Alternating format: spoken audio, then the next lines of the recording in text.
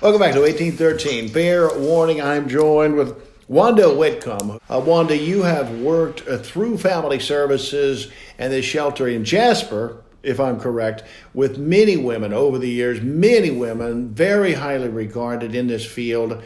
You've probably seen it all. And in this case, we have a terrible videotape that has emerged on social media showing a woman and a man, both of which will be unnamed in this videotape, but we clearly see in this videotape a man dragging a woman essentially across the ground by her hair, screaming.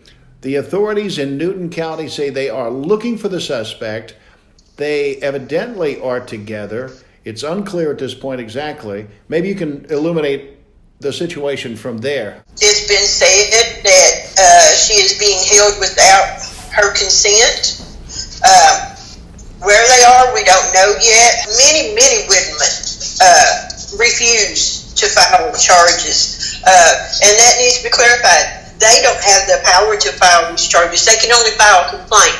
A lot of them refuse to file that complaint, and there's 1,000,001 reasons why they don't follow through or even file the initial complaint.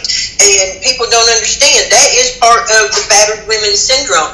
And the reasons people say those are excuses, to them they may be, but to that woman they're valid reasons.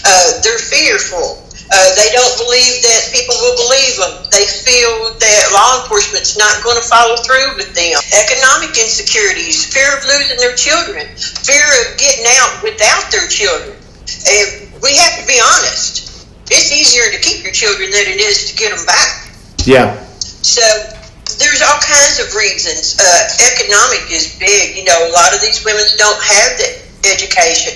A lot of them have the education but haven't worked in years. They're not permitted to work. They don't have transportation. In these rural communities, that's a factor in itself. It's just getting away. I've seen women who have lived in the woods for a long period of time just because they could not get away.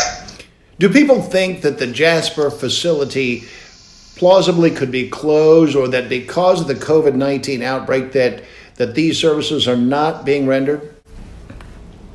These services will be rendered 24/7 unless that branch just completely shuts down, which will not. We've seen that time and time again. When we lost our grants, these communities came together and they kept us open. Yeah. Because they know that the need is real. Through sickness of any sort, these shelters will not take a break because domestic violence does not take a break. Are we seeing more domestic violence during the COVID-19 outbreak? I believe we are. People get on each other's nerves, to say one thing, and then you have the economic thing, and it's there. When there's an attack like this, is it frustrating for you to see the movement of law enforcement? Yes. I understand their frustration. I really do. They go out there time and time again, but they have to realize that the statistics show a woman's going to leave 7 times before she stays gone, and that's just an average. It's there. Somebody will take your call. If that line is not answered the first time, please don't give up. Somebody else is going to answer that phone. In this case, social media erupted, seeing the attack, and a great many men responded, saying that they would take this matter into their own hands. It's true, violence begets violence, but we have to, at some point in time, put it into law enforcement's hands. If it doesn't happen that way, then we do need to educate more. We need to educate the victim. We need to let her know what her options are. And there is help. There is help for the abuser. I mean, he can be sentenced to classes. It's not a single class. It's not going to happen overnight.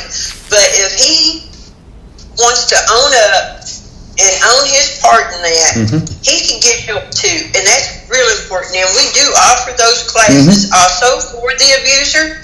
Do you need help with drug addiction, alcohol addiction, see on the abuse.